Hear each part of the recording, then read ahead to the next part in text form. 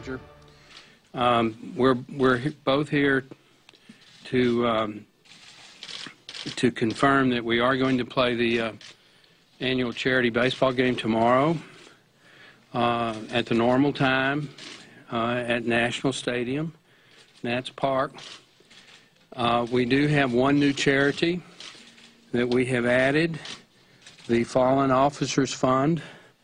In addition to the Boys and Girls Club of Washington, the Washington Literacy Council, and the Nationals Dream Foundation. People that attend the game can make a donation to any of those charities at the game, or they can also do it online. This is a game that has been played off and on for approximately 100 years. In its current configuration, it has been played since the 1960s. It's currently tied 39 wins for each side plus 2 ties. Congressman Scalise will not play tomorrow night since he was shot this morning. And I did tell Congressman Doyle that it would be only fair that the Louisiana Democrat that was supposed to play shouldn't also play. He happens to be their best pitcher, Cedric Richmond. But Mike says he loves us and he wants to show support, but that's asking too much. So basically, we're playing the game tomorrow. We're united, not as Republicans and Democrats, but as United States representatives. And I believe C-SPAN is going to televise the game, so we'd ask the American people to pray for those who were shot, both the congressmen, the volunteers, and our officers. And it will be play ball tomorrow night at 7:05. Thanks, Joe. We on the Democratic side, when we heard this news, we were practicing at our field, and we can only imagine what our friends were going through at that moment, and we felt kind of helpless to help them. We went into our dugout and huddled up and just started saying prayers for them that they'd be okay and that nobody would be hurt seriously. But Joe and I talked, and we've decided that we're not going to let incidents like this change our way of life or our daily routines. We're going to go ahead and play the ball game. Players on both sides want to do that. They think it's the right thing to do. I did tell Joe that I love him before the game, and I love him after the game. But during the game, we're going to play to win, and I know Joe's team's going to do the same thing, and charities are going to benefit. Our thoughts and prayers are with those 2 officers. Had Steve's personal detail not been there on the field with him, this could have been much, much worse. And even as they were being shot, they continued to fire and bring that gunman down. And the 2 staff people, these guys get up at like 5:30 in the morning as volunteers to help us with batting practice and whatever we ask them to do. And it's not something they have to do. They do it because they love the game and they enjoy the camaraderie. And our thoughts are with them, too, obviously. And to our colleague, Steve Scalise, hopefully he'll be able to watch the game on television if C-SPAN's televising it, and we're thinking of him, too. You know, it shouldn't take an incident like this to bring us together. I know in times of tragedy we have Americans do that, but Joe and I have been reflecting a lot lately just on how we can still maintain our principles and our legislative agendas, but we could do it in a more civil way. And when the leadership of this country is civil towards one another, maybe the public will start being civil towards one another, too. And the news media will be civil towards members of Congress and the public. And we can change the mood in this country so that people don't get filled up with this kind of hatred. But tonight we want to be together. I just suggested to Joe that we would like to host the entire Republican team down at the Democratic Club. Probably some of them have never stepped foot in that building. I've been in it one time. But we want to have them to dinner. We're going to have both teams together and just have a time to be with each other and reflect upon this day and to share some food and drink and get to know each other a little bit better. So, Joe, I'm hoping that your guys, most of them, their schedules will allow them to attend, and we look forward to the baseball game tomorrow and continuing this great tradition. I'm going to bring my food taster, but we will be there. We'll take a few questions. Yes, ma'am.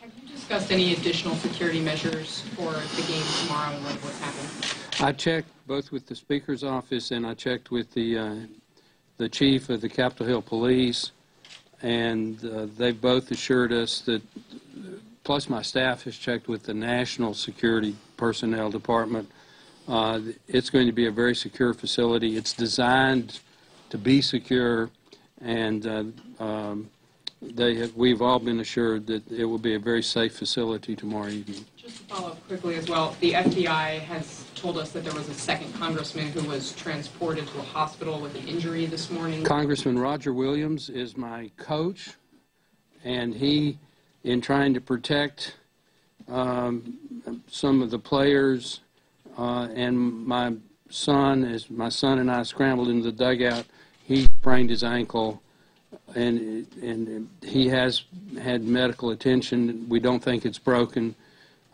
He was not shot, though. He injured himself in trying to protect some other people.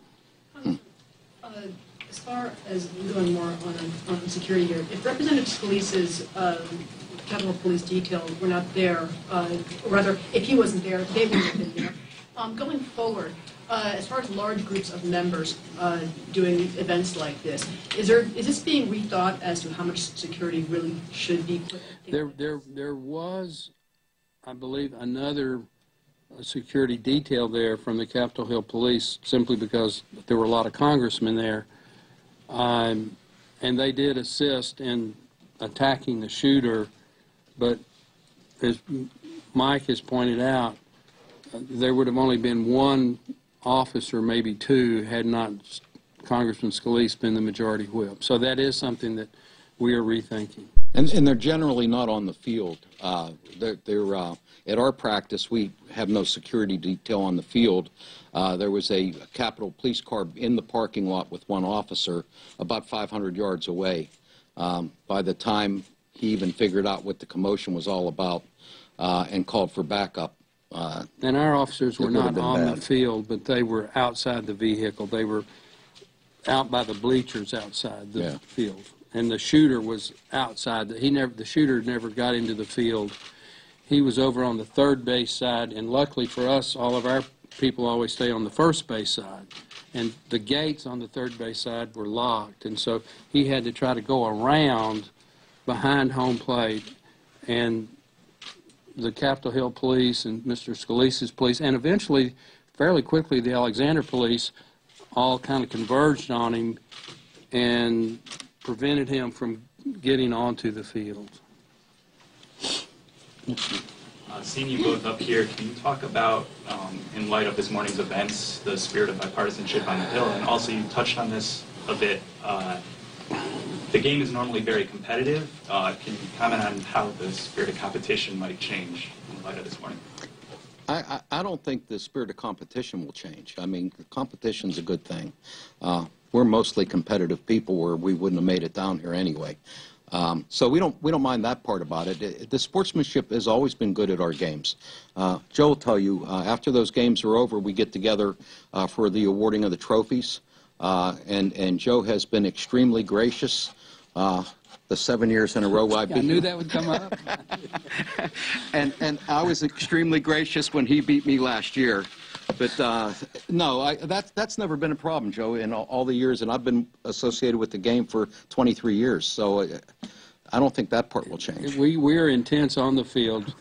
I haven't played the game in a long time, but when I did, I was the pitcher for our team, and I did brush back some of my Democrat friends, and they brushed me back. Yeah. But he couldn't throw hard enough to hurt us, so it wasn't that bad. I certainly couldn't today. I don't believe I could get it to home plate today without bouncing it. But, you know, as Mike pointed out, hopefully this will, you know, you can be intensely political without being personal. Yeah. And a lot of the traditions of the House are designed to diffuse personal animosity. the gentleman from Pennsylvania, my good friend from Texas, you can't make personally derogatory comments about another member on the floor. So the rules are designed to kind of diffuse that. And of course, Mike and I serve on the same committee, the Energy and Commerce Committee, and so we have a bond beyond just managers of the baseball teams. But it is something that we probably need to meet at the leadership level and at the regular member level and try to address, because what happened this morning was unconscionable, except that it was there. You could see the shooter ducking out and shooting it, primarily by the time I saw him, at the policeman. And he was doing it simply because apparently he didn't like the political climate and chose to start shooting at a bunch of congressmen who today happen to be Republicans. That's not America. Yes, ma'am. I've been hearing from a lot of members and different people, staffers, who feel that the climate's changed here on Capitol Hill. And this is what you're talking about with leadership discussions, that members don't know each other as well. And we've sort of had this theme for a while now. Have you felt that? And what needs to change that? And there's someone raising the idea, I can't believe I'm even asking this, that maybe this shouldn't be a Republicans versus Democrats game. And that's an odd question, but I'm hearing it out there. Well, I think we ought to continue. Both Mike and I,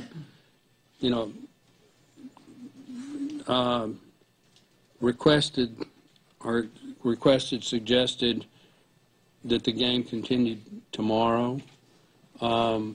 We left it, obviously, to the Speaker and Mrs. Pelosi and the Capitol Hill Police to make the final decision. But he and I both thought that the game should go on. And again, you can be a liberal, Democrat, or conservative, Republican, or somewhere in between, and discuss your issues on the floor and not go out in the lobby and get in a fist fight. This gentleman apparently drove 800 miles. Now, whether he came with intent, who knows? We'll never know since he passed away. But we need to take a step back, and I think at our level we should be a part of that. That's why we're holding a joint press conference. Do you think the climate's changed up here as members? I think the internet and Twitter and all the instantaneity, if that's the right way to say it, of the news cycle has made it more impersonal, and members flying back to their districts every weekend. Very few members live up here. It is a different climate today than it was in 1985 when I first got elected. Part of it's technology, and part of it is the way politics have evolved. The attack politics and the 15-second attack ads and things like that. Members are not looked at as people anymore. We're kind of looked at as I won't say targets, but people think they can come to our town hall meetings and say just the most obnoxious things, and we not feel it personally. Well, I can assure you, every member of Congress is a person. He has family, and while we try not to show it, sometimes we do take it personally. Yeah, there's just very few opportunities to interact outside having our suits on. I've watched Joe's son Jack grow up, and I always have this yearly banter with him about trying to get a secret, out of Jack, saying, hey, tell me something that your dad's doing that I don't know about. And Jack would always say, I'm not telling you anything, I'm not giving you any information. And so when you know somebody's kid, somebody's spouse, you play baseball with them, you see them at the gym and you talk to them there, it's different. It's when you see that person on the committee level. I mean, I wouldn't think of being harsh to Joe Bart, no matter what we may disagree about politically, because I feel like he's a family friend.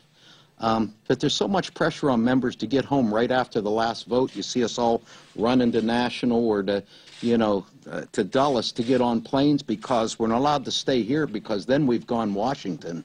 We got to, we got to be back home in our districts. And the things that used to bring members together, whether it's travel, that's frowned upon. If you belong to the gym, they think, well, that's a perk you shouldn't have.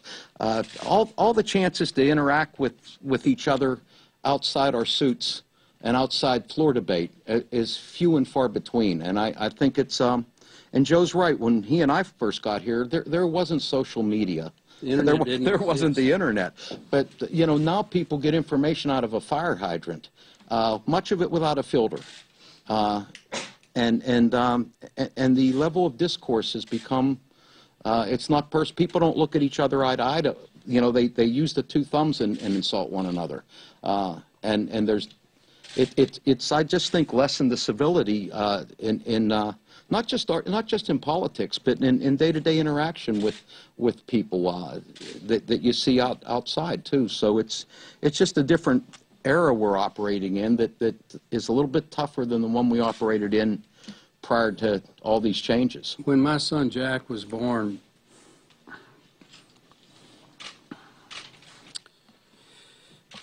I was chairman of the Energy and Commerce Committee, and Jack got as many presents from the Democrats as he did from the Republicans. And he still has some of those. He's grown up. He lives in Texas with his mother. We're divorced, but he's grown up in the Congress, and he comes up every year.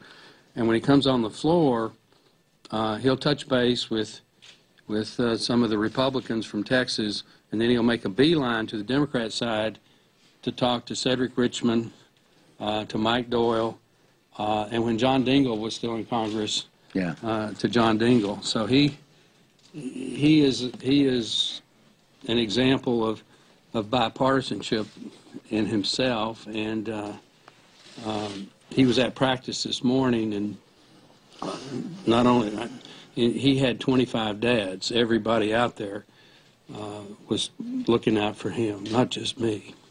First thing I thought about when that happened was Jack. Yeah. And that he was going to be okay. Cedric had his 3-year-old son at our practice. You know, closer to game time, families come to watch the game, and they're here, and a lot of them come out to the practices. I don't think any of us ever give thought to our safety when we were practicing on the baseball field. It just didn't occur to us that anything bad could happen. Especially at 6:30 or 7 in the morning. Yeah, we figure most of the bad guys are sleeping. So. Anybody else? Yeah.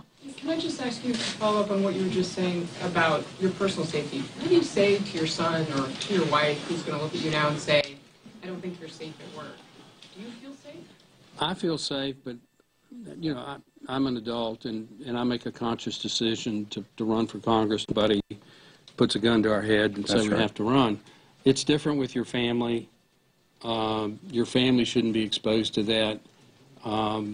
But it really doesn't matter these days whether you're up here or in Texas, in my case, or Pennsylvania.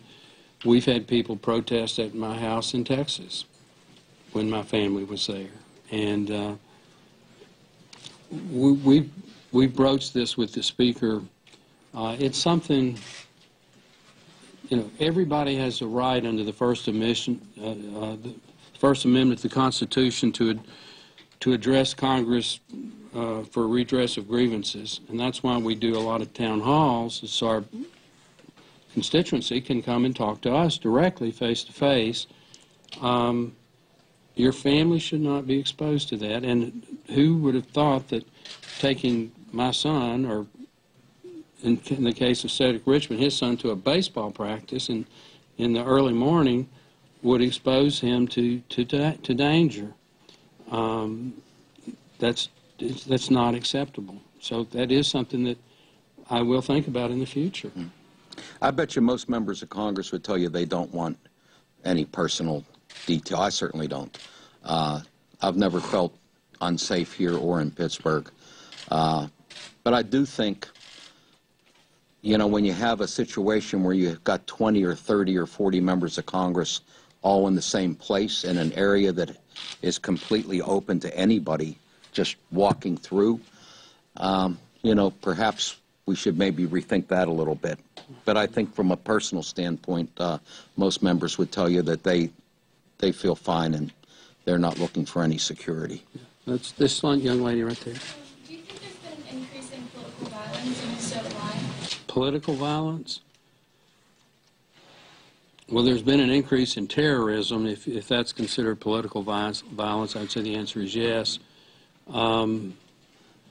This country has always had a huge amount of tension politically. I mean, in the Civil War, we shot at each other for 2.5, 3.5 years.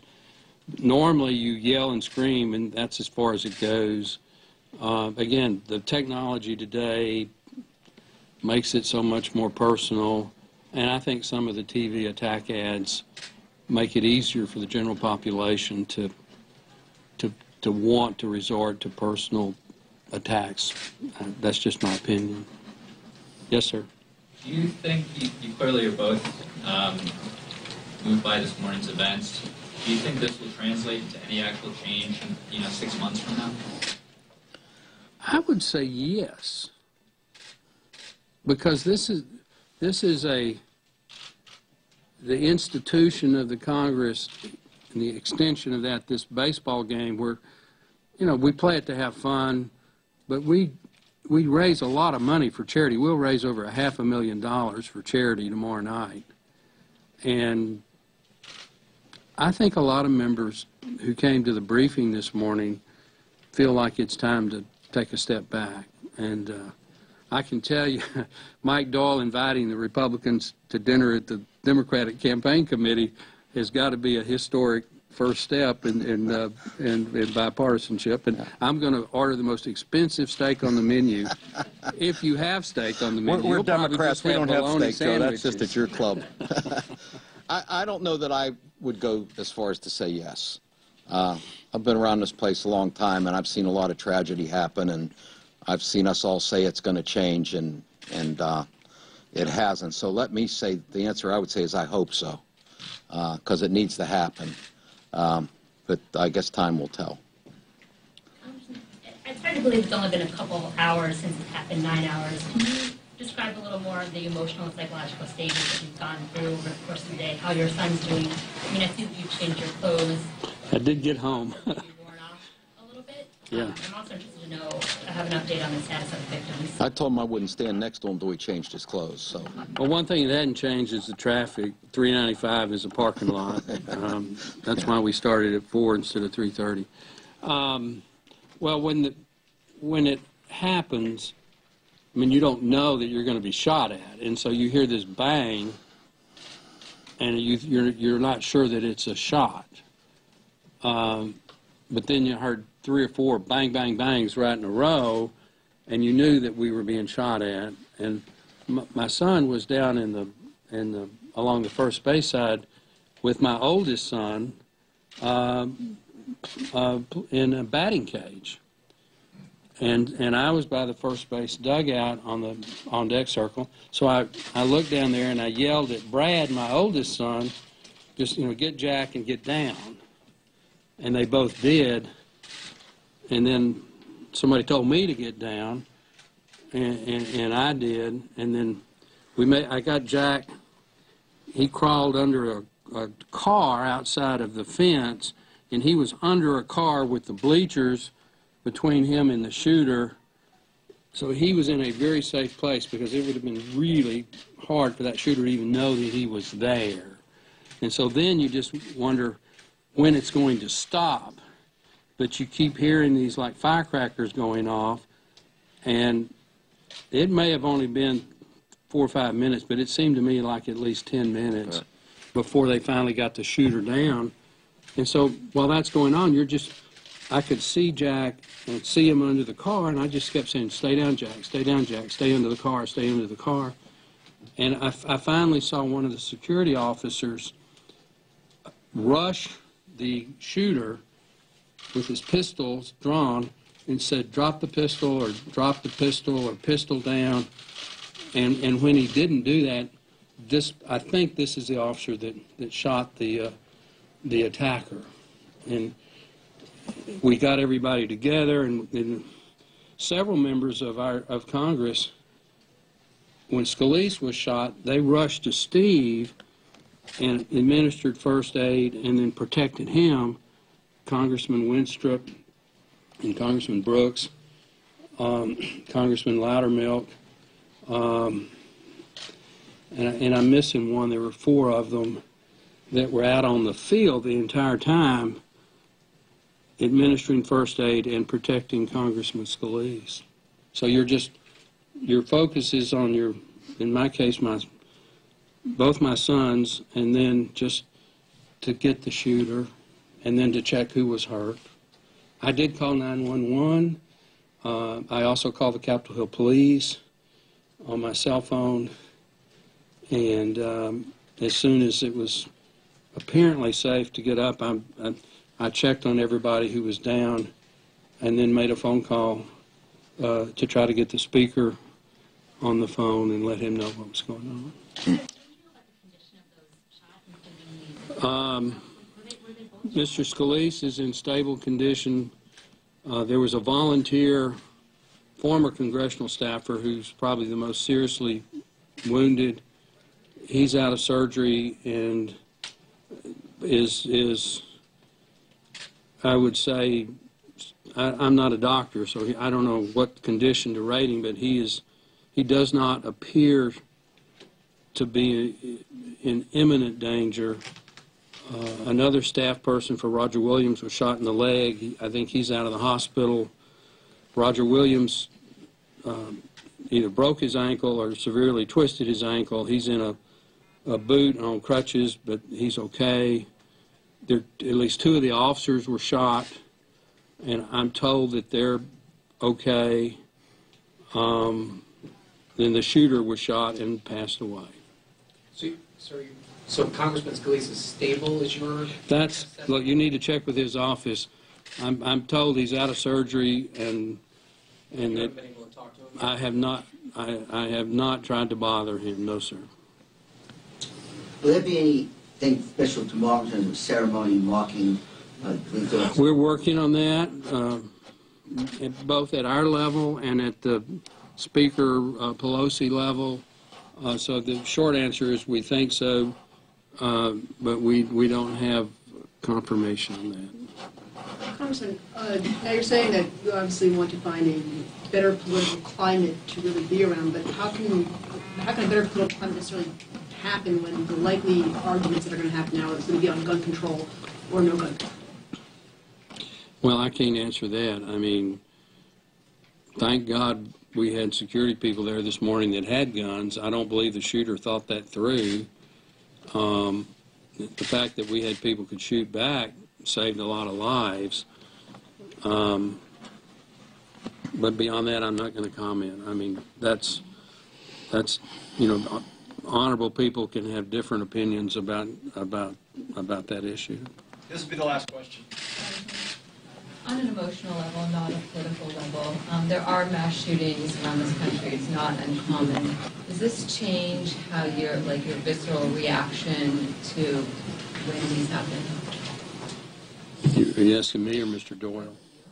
Mine has always been the same. When those children were shot at Sandy Hook, I mean, anytime any mass shooting like that happens, you think about your own family, your spouse, your siblings, because that's what happened. People lose their loved ones, and these are horrific acts, and I think all of us are just repulsed when they happen,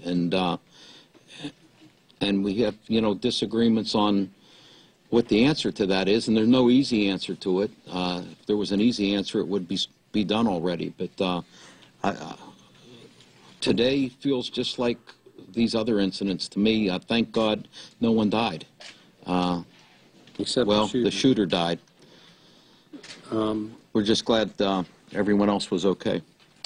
My reaction is, why would somebody hate somebody so much that they would shoot somebody they didn't even know, other than an act of war where you're defending your country or in your home defending your family? I just don't see how people shoot people or kill people, attack people. Here's somebody that I've never met, and that, to my knowledge, had never met anybody on that field, and yet he drove a fair distance and whether he intended to do what he did or he did it on the spur of the moment, when he started shooting, he was shooting to kill people.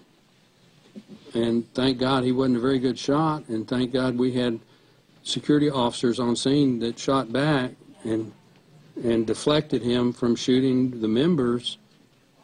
Had he been able to get inside the fence on the first base side into the dugout, there were 15 to 20 members and staff that were just laying on the ground, and they were not targets so long as he was outside the fence. But had he gotten in the fence, it would have been a bloodbath. Thank y'all. The game's tomorrow at 7:05.